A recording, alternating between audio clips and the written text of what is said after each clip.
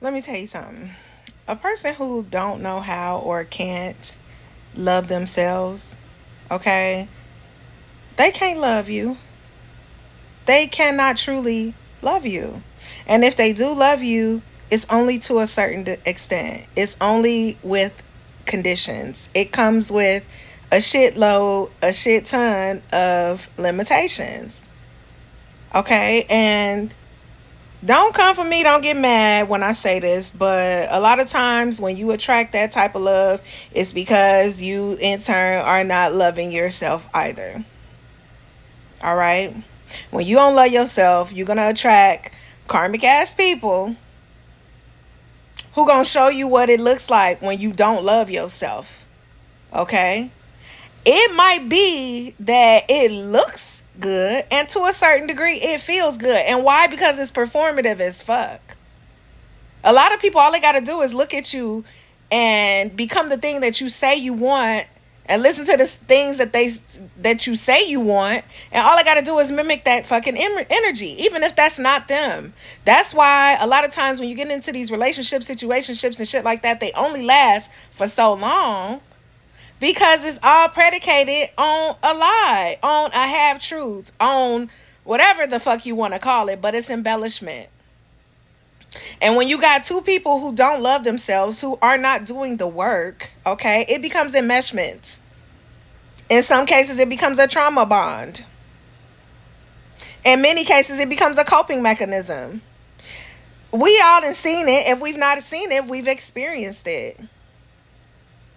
But you got to be real with yourself.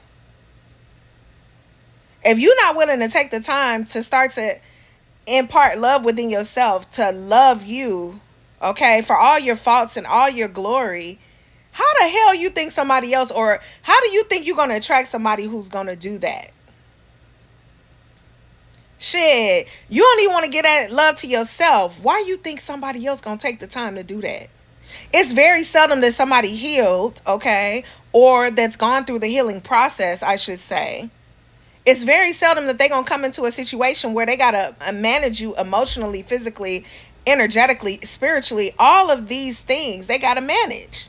They got to manage not only themselves, but they got to manage your ass too, because you refuse to do the work. Ain't nobody doing that. Ain't nobody doing that.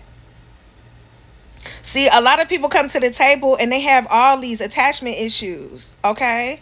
Whatever they didn't get when they needed to get it, they looking to get it off of you when they need to be giving it to themselves. And people be like, well, it's not that easy, Missy. Yes, the fuck it is.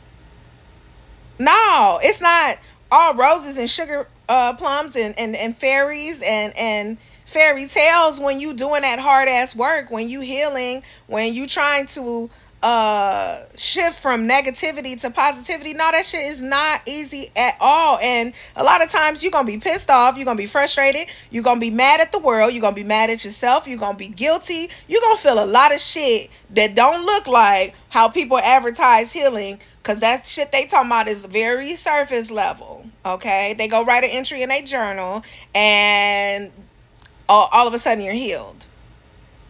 And kudos to those people that actually works for. But I know from experience and for what I know about healing, it is not that simple. So imagine if you ain't been loving yourself, but you just don't want to be alone. What you think you gonna attract? It ain't gonna be love. You attracting a performance. Performative ass love at best. Child, wake up.